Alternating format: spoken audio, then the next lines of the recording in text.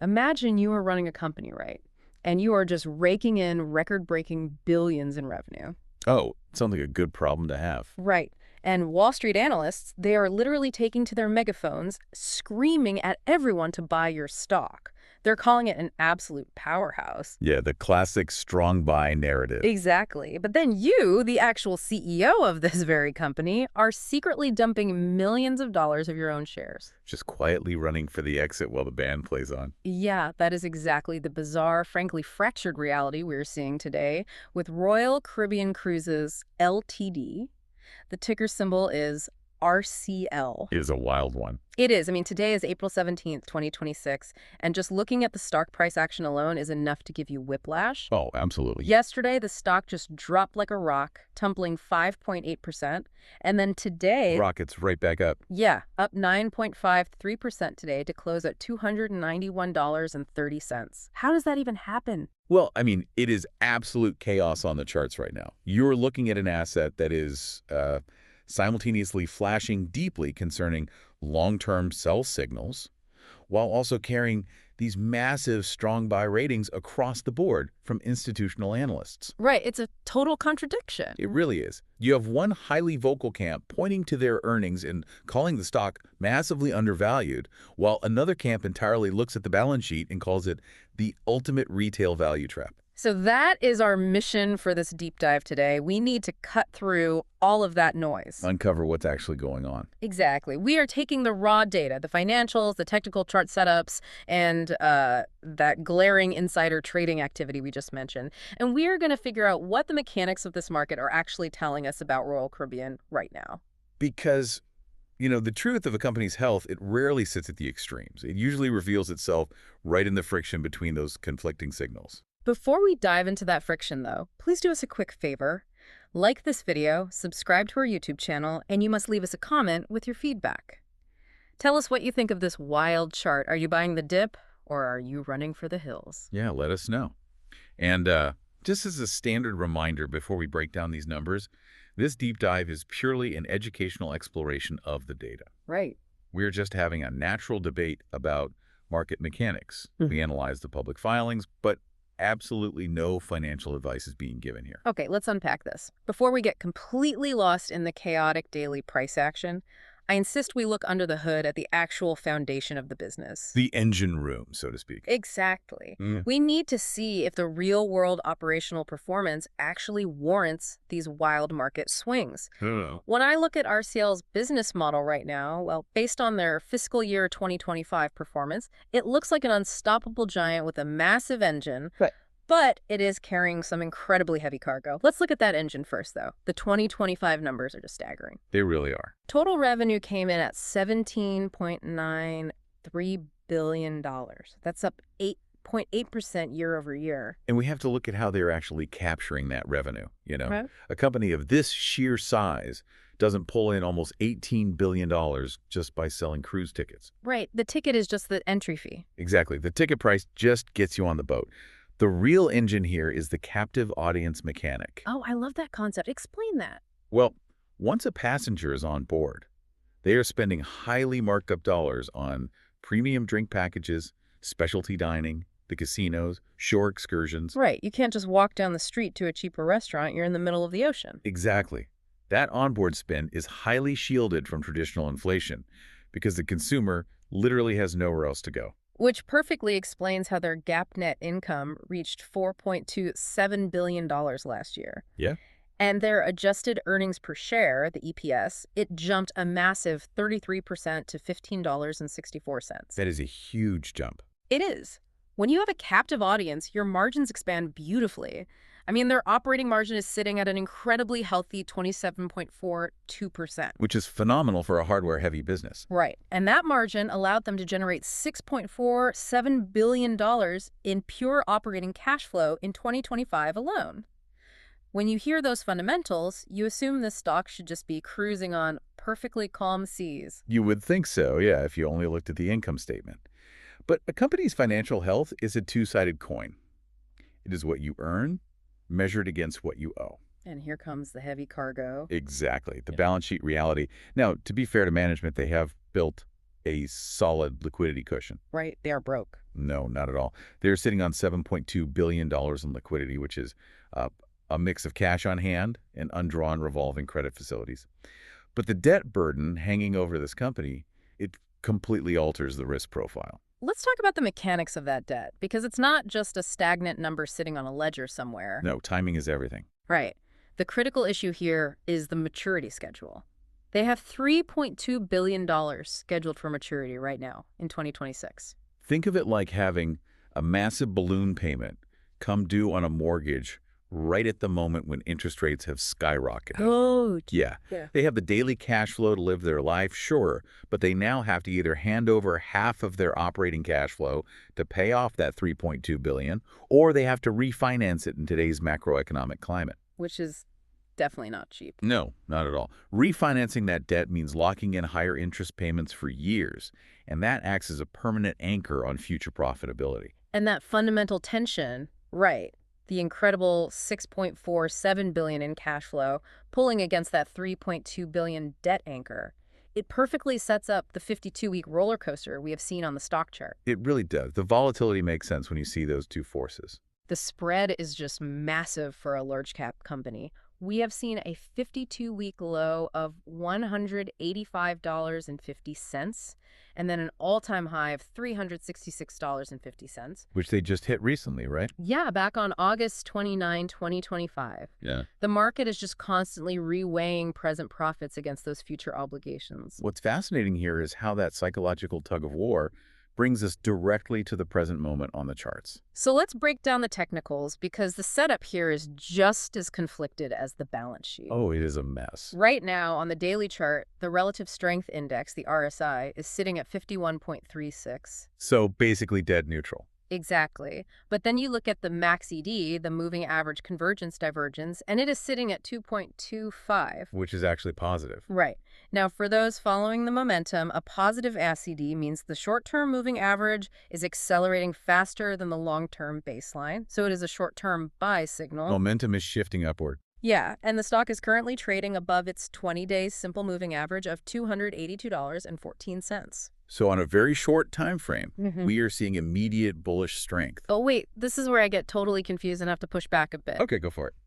The short-term momentum looks great, sure, but the price is still trapped below the declining 50-day and 200-day simple moving averages. Yes, it is. So how can we have a short-term buy signal trapped inside what is structurally a long-term bearish trend? It makes no sense. Well, it happens because the market is establishing a compression zone. A compression zone? Yeah. The stock isn't trending freely up or down right now. It is bouncing between very strictly defined floors and ceilings. Above the current price, you have sellers waiting at resistance levels of $282.42. Right. And then another ceiling at $297.36. Mm. That 297 level is particularly critical because it aligns with the Fibonacci 61.8% retracement level. And a Fibonacci level isn't just magic math, right? I mean, it's basically a self-fulfilling prophecy. In modern markets, absolutely. Because institutional trading algorithms literally program their sell orders to trigger at that specific mathematical ratio following a major drop. Precisely. It acts as an invisible algorithmic ceiling.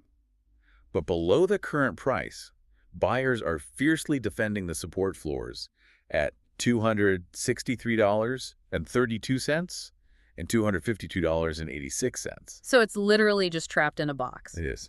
But here is the most revealing piece of data from today's session. The order flow is showing significant absorption setups near the $281.25 day low. Okay, I'm looking at these absorption setups in the data. The way I read this, it looks to me like retail and smaller institutional sellers are aggressively dumping shares. Right. But the price isn't cratering. It's because some massive buyer, or maybe a syndicate of buyers, is just sitting there at 281, soaking up every single share being sold. They are just eating the supply. Is that what triggered the massive 9.5% bounce today? That is the exact mechanism, yeah. The sellers exhausted all their available shares against that hidden buy wall, and once the selling pressure dried up, the price violently snapped back up. Okay, so the technicals are a literal war zone. Buyers and sellers just slugging it out. Definitely. But if you look at the Wall Street analyst ratings, there is no war. There's only a victory parade. It's all sunshine over there. It really is. Despite this long-term bearish chart trend we just talked about, analysts have a consensus strong buy rating on RCL. The breakdown is actually fascinating. It is. There are 12 buys, 4 holds, and get this, exactly 0 sells. Not a single sell rating. Not a single analyst in our data is telling their clients to dump this stock. The average price target is $354.87, and the most bullish analyst has it pegged all the way up at $425. It is a striking disconnect. The analysts are looking at that 2025 EPS growth, and they are modeling those 27% margins far into the future. They're projecting incredibly sunny skies ahead. Exactly. But here's where the narrative falls apart for me. Okay, what's the catch? If the analysts love it so much, and the short-term momentum is positive with those massive absorption setups we just talked about, why is the stock still struggling to break above its long-term 200-day moving average? That is the million-dollar question. Right. If it's a guaranteed home run, why isn't it breaking out? That brings us to a glaring red flag in the data. We have to look at who is actually doing the selling. This is the data point that fundamentally changes the entire conversation. It is an absolute bombshell. Over the last 3 months, there have been 11 sell transactions by corporate insiders. 11. Yes, totaling nearly 2 million shares dumped on the open market. And you know the number of insider buys? 0. 0. Not a single insider has purchased a share. And we aren't talking about middle management cashing out a few stock options to buy a boat. No, this goes right to the top. The CEO and the CFO sold heavily in February 2026. They were cashing out at prices between $310 and $332. Which brings us to the ultimate aha moment of this deep dive. You really have to understand the different incentives at play here. Break that down for us. Well, analysts are paid to forecast best-case models based on public guidance, right? They assume perfect execution. But insiders are managing the actual messy day-to-day operations. They see the unannounced friction points. Exactly. Maybe booking momentum is quietly slowing, or operational costs are trending higher than expected. And they also have massive personal concentration risk. They want to secure their wealth. Here's where it gets really interesting, though. If Wall Street analysts are standing on the dock telling retail investors to board the ship because it's a strong buy, why are the captain and the first mate quietly securing their own lifeboats? It forces you to question the broader valuation, frankly. Is RCL actually undervalued right now, or is it a classic value trap? Let's evaluate the undervalued argument first. If you screen this stock using the forward price-to-earnings ratio, the forward PE, it sits at a very attractive 14.64x. Which looks pretty good. It does. Compare that to its own 12-month historical average of 21.34x. And it looks cheap. But if you compare it to the broader industry peer average, which is sky high at 37.2x, RCL looks like an absolute steal. It really does. If an everyday investor just runs a stock screener for low PE ratios in the travel sector, this stock lights up green as a no-brainer buy. Just a screaming buy, yeah. But we have to counter that superficial metric with the value trap argument. Right. When you bring in more sophisticated valuation models, ones that account for future cash flow and historical constraints, the picture darkens significantly. Give me an example. Well, the Guru Focus estimate, for example, it calculates intrinsic fair value based on historical multiples and projected growth rates. Their model pegs RCL's fair value at just $203.46. Wow, 203. Yeah. By that metric, the current price of $291 is around 38% overvalued. Okay, I actually have to push back on the Guru Focus model here. Fair enough. How can we possibly trust a historical multiple model right now? We just established that the company is completely transforming its business. True. If they are generating 33% EPS growth and pushing 27% operating margins, using historical data from 3 years ago feels like, I don't know, driving a new sports car while staring in the rearview mirror. That is a very fair critique of algorithmic models. And honestly, it's why institutional investors don't rely on them exclusively. Right, you need human context. However, what the Guru Focus model highlights is the inherent danger of the retail trap. Retail traders see that low 14.6 PE ratio, they see the cruise industry booming, and they just blindly jump in. They see the flashy numbers. Yeah. But what they fail to factor into their personal valuation is the massive short interest against the company. Oh, the shorts are heavy here. There are currently 12.32 million shares sold short. Let's clarify what that actually means for the stock's mechanics. That is nearly 5% of the total float. A huge chunk. And the float is the actual shares available to trade on the open market, excluding the locked-up insider shares. Right. A 5% short interest is a massive amount of institutional money actively betting that this company is going to fail to maintain its momentum. They are putting their money where their mouth is. Exactly. Hedge funds don't pay borrow fees to short a stock with record earnings unless they see a structural crack in the foundation. Which raises an important question. Yeah. When retail investors buy into this strong buy narrative based purely on a low PE, are they finding a hidden gem? Or are they simply providing the exit liquidity for institutional short sellers and cashing out executives? Providing exit liquidity for the CEO. That is a very sobering thought. It really is. So to settle this debate of whether this stock is a trap or a treasure, we need to zoom out a bit. Look at the big picture. Yeah. We need to look at the macro catalyst driving the best case and worst case scenarios. Let's lay out the bear case versus the bull case. Okay, let's start with the bear case. This is the scenario where this long-term downtrend breaks through support and just continues lower. The worst case scenario. Exactly. We've already talked about the $3.2 billion debt maturity, but the cost of servicing their total debt load is just staggering. How bad is it? Well, in 2025 alone, RCL paid $864 million just in interest expenses. Almost $1 billion evaporated before it ever reaches the bottom line, just to service the debt. Right. And beyond the balance sheet, there is severe geopolitical friction right now. We are seeing actual sailing cancellations and forced itinerary changes in critical regions. Like China and the Red Sea, right? Exactly. A cruise line simply cannot operate in a war zone, and rerouting these massive floating cities costs millions and lost revenue and logistical nightmares. It's incredibly complex. Add to that the operational cost headwinds. Dry dock costs, which is the mandatory maintenance to keep these ships seaworthy, those are soaring due to labor shortages. And crucially, there are new EU emissions trading fees hitting the maritime industry in 2026. Yes, that is a huge factor. And let's be clear on the mechanics of that EU emissions fee. This isn't just some temporary inflation. Cruise lines now literally have to purchase carbon allowances for the fuel they burn in European waters. It is a permanent structural increase in the cost of operating in the Mediterranean. Exactly. It fundamentally attacks those 27% operating margins we were poising earlier. So that is a heavy structural bear case: debt, geopolitical conflict, and carbon taxes. Right. But I have to counter with the bull case because the raw consumer demand side of this equation is historically resilient. People love to cruise. They really do. In 2025, RCL delivered 9.4 million vacations.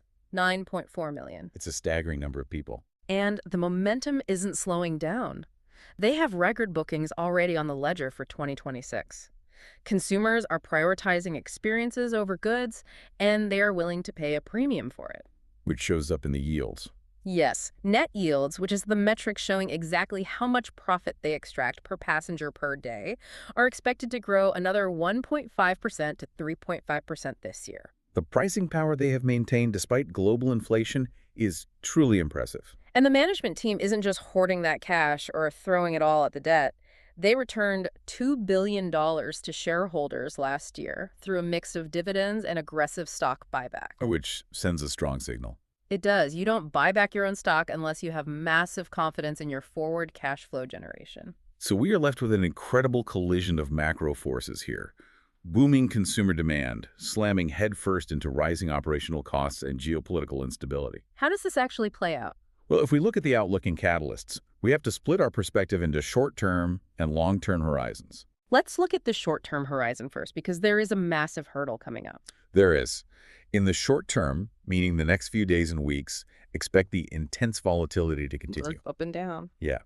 The stock is highly sensitive right now, reacting violently to any news about oil prices, since marine fuel is their biggest variable cost, and to any geopolitical headlines. But the ultimate make-or-break catalyst is looming right around the corner. They report their Q1 2026 earnings on April 30th. That earnings call is going to be the crucible. Absolutely. Everything we've discussed today, the progress on the debt refinancing, the actual impact of the European emissions costs, the strength of the 2026 bookings, All of it. all of that abstract debate will be quantified into hard numbers on April 30th. The market's going to demand answers, and the stock is going to react aggressively to whatever management says. But what if we look past the noise of the next few months? What is the long-term horizon? Because the company is pitching a very aggressive transformational growth story. They have big plans. They do. They have launched a strategic program they call the Perfecta program. The stated goal is to achieve a 20% compound annual growth rate, a CAGR, for their earnings per share through 2027. Wow. They aren't playing defense. They are aggressively trying to expand their footprint. Aiming for a 20% EPS growth rate as a mature company in a highly capital-intensive, hardware-heavy industry. That is an incredibly bold target. Very bold. And they are backing it up by putting new steel in the water. They're taking delivery of a brand new megaship, the Legend of the Seas, in Q2 of 2026. Just a few months away. Right. That is a massive new revenue generator hitting the market. Right. But more interestingly, they are completely pivoting into new demographics. Oh, the river cruises. Yes.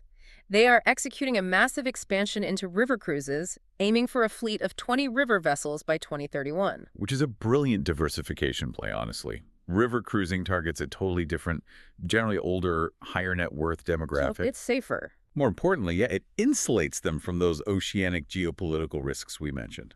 A river cruise down the Danube offers a completely different, much safer risk profile than navigating the Red Sea or the South China Sea.